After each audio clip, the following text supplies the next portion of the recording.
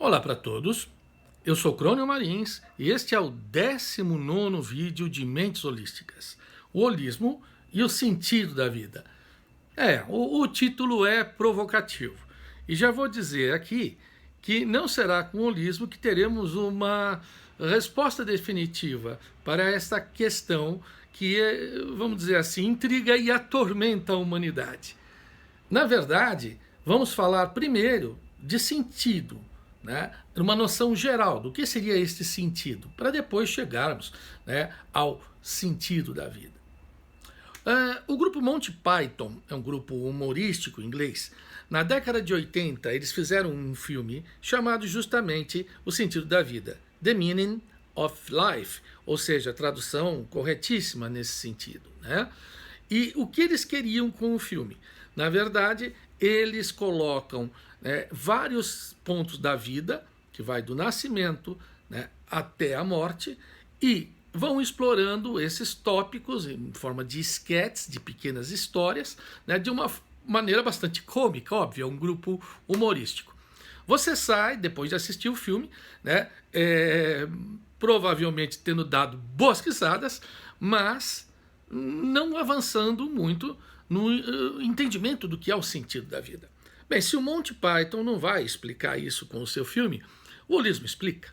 Bem, eu vou adiantar que o nosso intento aqui não é definir um sentido para a vida, tá? Nós não seremos prepotentes a esse ponto, mas é apontar coerência entre alguns raciocínios utilizados para estabelecer o sentido da vida e os aspectos do holismo que nós trabalhamos até aqui nessa série. Bem, para começar, vamos usar aquela pessoa, né, que diz pela primeira vez que a totalidade é mais do que a soma das partes. Ele mesmo, o velho Aristóteles. Bem, mas o que é que um filósofo, né, um físico, um cientista, né, Aristóteles foi um pouquinho de tudo, nascido em 384 a.C., né, poderia dizer para a gente, pessoas aqui do século 21 depois de Cristo, o que é o sentido da vida? Bem, ele não fala sobre o sentido da vida em especial, mas sobre o sentido, sobre a finalidade de tudo, né, de uma maneira bastante geral. Por quê? Aristóteles, ele contestava Platão com aquelas ideias ou formas que o Platão ele colocava como existente num plano inacessível para nós, a não ser depois de mortos, para as almas. Ele contestava a existência deste plano. Para ele, tudo se resolvia aqui, no plano material. Mas dentro desse plano material havia causas. As coisas aconteciam, os fenômenos aconteciam e tudo tinha uma razão de ser. Ou seja, vem de Aristóteles essa constatação de que as coisas existem por uma razão. Mas Aristóteles em si, ele monta aí uma teoria que não tem uma causa, mas 4 causas. Então essa teoria das 4 causas de Aristóteles, até hoje, tem alguns fundamentos e nós vamos passar a ver rapidinho por elas, né? As 4 causas de Aristóteles. A primeira causa, a causa material, é feito do quê? De que materiais? A segunda causa é a causa formal. É feito com que forma? A terceira causa é a causa eficiente. É feito por quem? Ou pelo quê?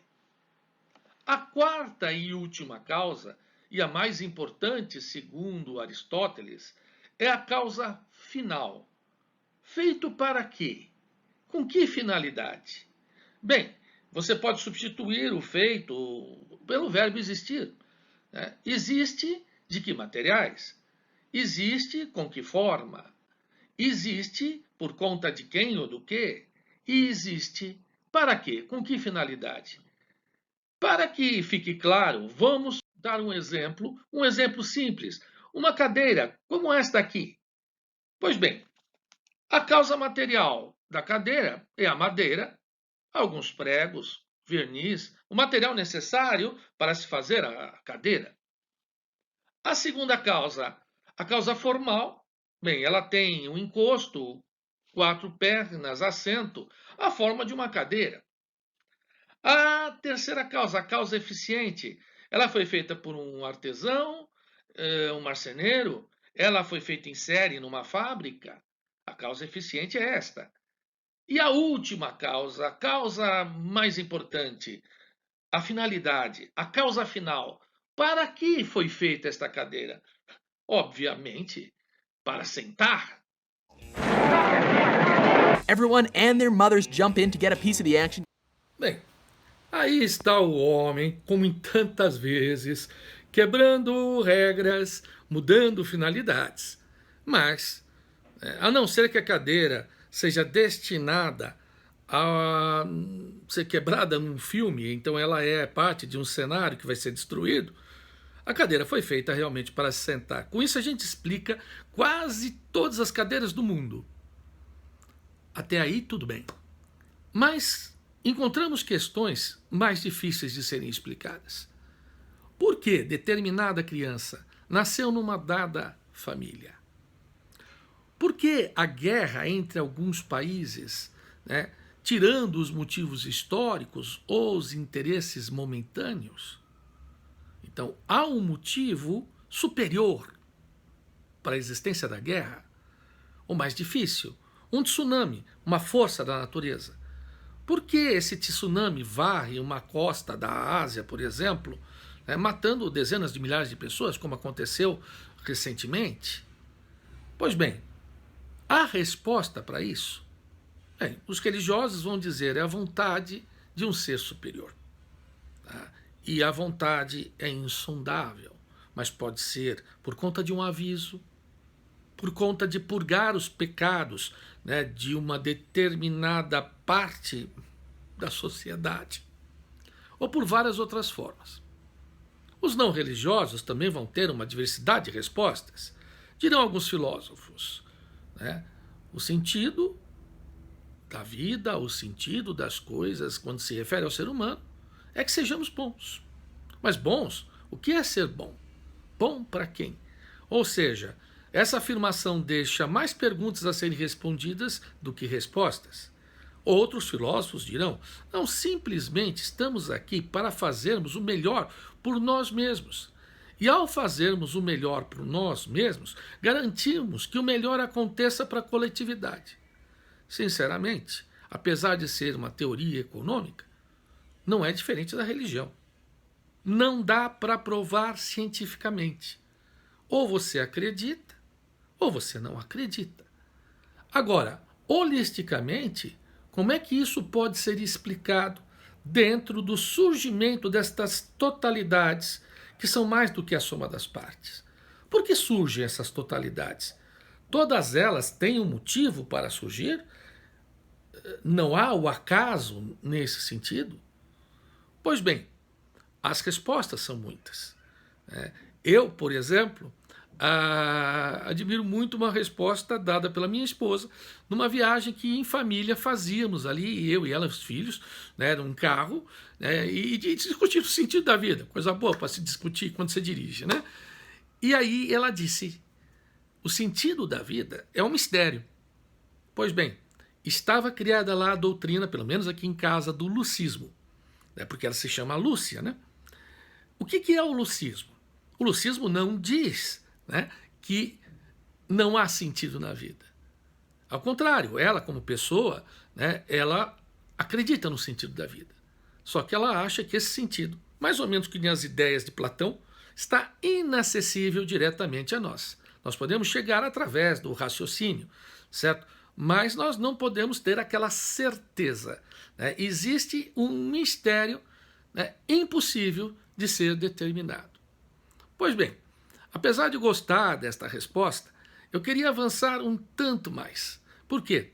Porque a falta, né, ou a experiência da pessoa que de repente, né, se vê sem sentido, sem no que acreditar, ela é terrível. Porque ela não consegue viver bem sem isso. Ou ela vive atormentada, ou em casas a gente tem visto isso muitas vezes, em situações diversas.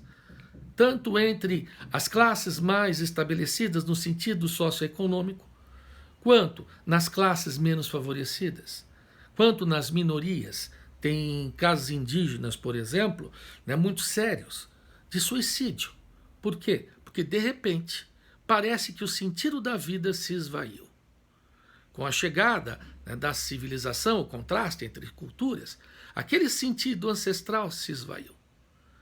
E, dessa maneira, nós temos um problema social grave se nós, pelo menos, não apontarmos uma possível solução, né, para a aparente falta de sentido. Porque, cientificamente, vai ser muito difícil chegarmos a uma resposta absoluta. Mas o que a gente vai mostrar que a resposta absoluta ela não é necessária. Que eu posso ter uma resposta que abranja muitas situações de sentido, todas elas factíveis, todas elas possíveis de serem implementadas. E aí nós podemos pensar não só no sentido de uma vida, de um indivíduo, mas no sentido das associações humanas, no sentido para totalidades que começam ali com um casal, com um simples casal, e vai evoluindo até chegarmos no sentido da espécie humana nesse planeta. Bem, no próximo vídeo, então, nós concluiremos este raciocínio relacionando, no sentido holístico, a ideia de sentido da vida com a emergência que vimos anteriormente de uma característica humana chamada livre-arbítrio. Então, os pedidos de sempre. Se inscrever no canal, né? Se não quiser dar o like, né, tudo bem, fica por tua conta. Mas o que eu gostaria mesmo de ter é a sua opinião. Tá? Com relação a este vídeo, com relação à série, com relação ao nosso progresso. Porque nós estamos progredindo, né, dentro de um planejamento para chegarmos ao final da série, né, com uma consciência de como o holismo pode alavancar a nossa maneira de pensar. E, nesse sentido, né, produzir, e eu já estou adiantando um pouquinho do próximo vídeo, né, um sentido para a nossa existência. Então, grande abraço para todos e até o próximo vídeo.